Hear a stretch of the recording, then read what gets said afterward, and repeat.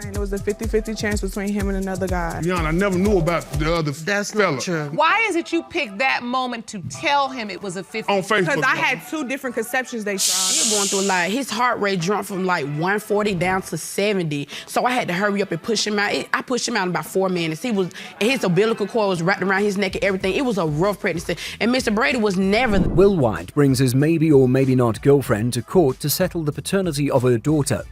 He brings a witness, the other probable father, to court. He claims he didn't father the defendant's 5-month-old daughter. The defendant claims otherwise. She says that though there might be a chance, the percentage of the chances of paternity are in his favor. Quite a claim when there's a 50-50 chance. It wasn't your only sexual relationship, but say you can prove he is Loyal's biological father. Is that correct? Yes, Your Honor. So, Mr. White, explain to me your relationship with Ms. Loving. Your Honor, we never did have a relationship. The plaintiff says they were never in a relationship, even though they've known each other for 4 years, done things people in a relationship do, like meeting family members and having reunions, and also having lots of unprotected sex. Well, that seems like a cop-out to me. Well, you can't make claims of infidelity if you're not even sure you have a relationship. He says everything changed when she got pregnant, saying she never told him that the baby might not be his. Even after she gave birth, she denies the claims and says she told him several months before the baby was born, over Facebook. I mean, who does that? Okay, And so We just seen each throughout other. the entire pregnancy, Ms. Loving, you told Mr. White that he was the only possible Not father. throughout the whole pregnancy. You didn't. When did you tell him otherwise? I told him on Facebook in August that it was a 50-50 chance. He denies knowing about the chances, but she counters him, saying if he had doubt, why would he bring a DNA test to the hospital the day her baby was born? He did confirm her claim and says he did bring a DNA test to the hospital but couldn't use it to be respectful. That the defendant even told him she didn't want to do it for a reason, that's very understandable.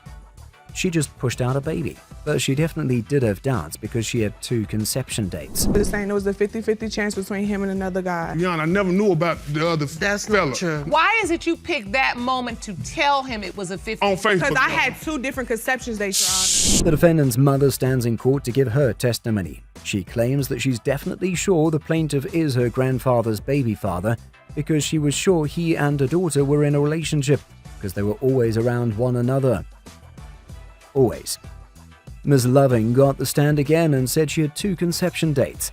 Firstly, she reveals that at first she wanted to unalive the fetus and have an abortion, but the people in the hospital talked her out of it.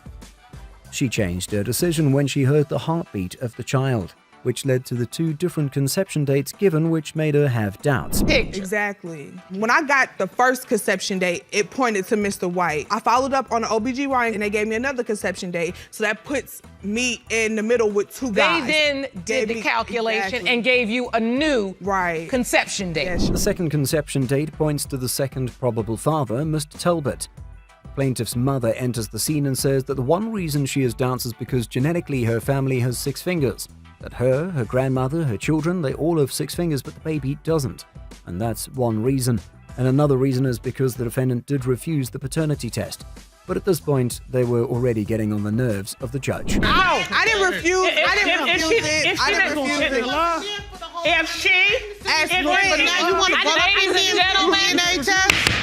Let them speak. Let's get some order. If she was worried about Judge Lake invites Mr. Talbot to the courtroom. Mr. Talbot says he and the defendant did have a relationship that was short-lived. It lasted for only 2 weeks. But after she'd been pregnant for a few months, she reached out to him to tell him she was pregnant. He says he was excited at first, but the inevitable will still happen with the doubt.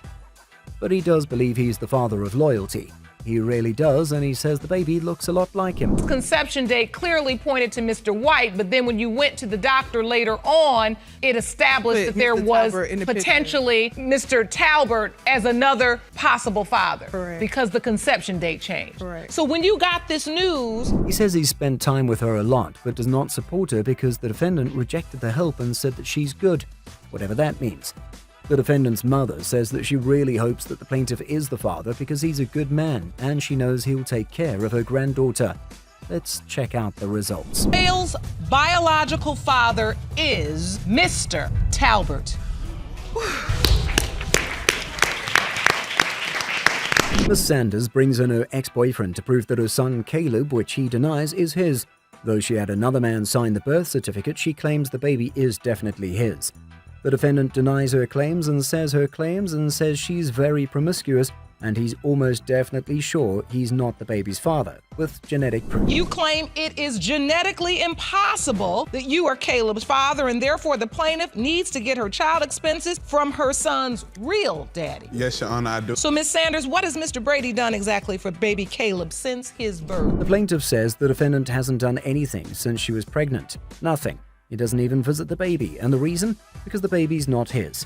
He says it's genetically impossible for the baby to be his because the baby has green eyes and nobody in his family has ever had that attribute, not even in her family. My grandparents, my grandma don't have green eyes, my granddaddy don't got green eyes, my mama or my daddy, her either, obviously. Me, I definitely don't have green eyes. I'm trying to figure out where these green eyes come from. He says he didn't even find out about the baby's birth through her, but rather through a friend on Facebook. And when he showed up to her, she sent him away, saying she doesn't need him in her baby's life. He says she told him when she was pregnant, but he dismissed it and said the baby is not his.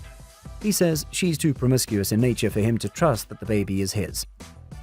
The plaintiff reveals why she sent him away, and it's because he was not there. Not even through her tough birth and pregnancy. It was like his heart rate jumped from like 140 down to 70. So I had to hurry up and push him out. I pushed him out in about 4 minutes. My water broke at 9:56. He was born at 10 on the dot. His umbilical cord was wrapped around his neck and everything. It was a rough pregnancy. And Mr. Brady was never. The plaintiff says he's too nonchalant, that the first time she told him about the pregnancy, he didn't even acknowledge it. She told him on the phone, and after a while of awkward silence, after the assertion came, he asked her for shoes. I mean, that's another level of indifference. She says her ex-boyfriend, not the defendant, was there and he even signed the birth certificate, but they did do a paternity test and he wasn't the father. And been an integral part of this child's life without having his name on the birth certificate. I just didn't want my son to not have someone listed as his father on the birth certificate. It was just something that was inside me instead of just having it blank. And this man was gonna be in his life like he said he would. I just wanted him to know, even if this is not your biological father. The defendant brings in another twist, saying he knows the plaintiff was sleeping with his co-worker while they were together. He says she saw her number on his co-worker's phone and saw minutes of steady conversations. She says he's telling stories because she doesn't even know the co-worker he's talking about. The plaintiff brings in her mother, who confirms her claims of the defendant not being there. Father? I believe my daughter. I don't know Mr. Brady. This is my first time ever seeing him. Since Caleb's been born, myself and my husband step up. We buy this baby everything when she needs help. She says she never even asked her daughter if there was another potential father, that she chose to believe her and support her with anything. They both claim this is the very first time in months they're seeing him, after he embarrassed her in front of everyone in their neighborhood, shouting at the top of his voice to everyone in the neighborhood to know the baby is not his. That's quite a nuisance. Yeah, he said, "Can I see the baby?" I said, "Yeah." I lift the blanket off his head. Here he go. "I told y'all that's not my baby. Y'all look, this not my baby. Look his eye, that's not my baby." Well, it'd be nice if somebody else knew besides me. He's not even trying to deny it. He definitely thinks what he did was right. He doesn't even care about the possibility that the baby is his. Still, he's missed 6 months of the child's life. I mean, even though you ain't the father, the bare minimum is being present. Judge Lake decides to read the birth certificate. It has been determined by this court, Mr. Brady, you are not. I told her that wasn't my baby, Your Honor. Sit down. I told her. Sit down over there.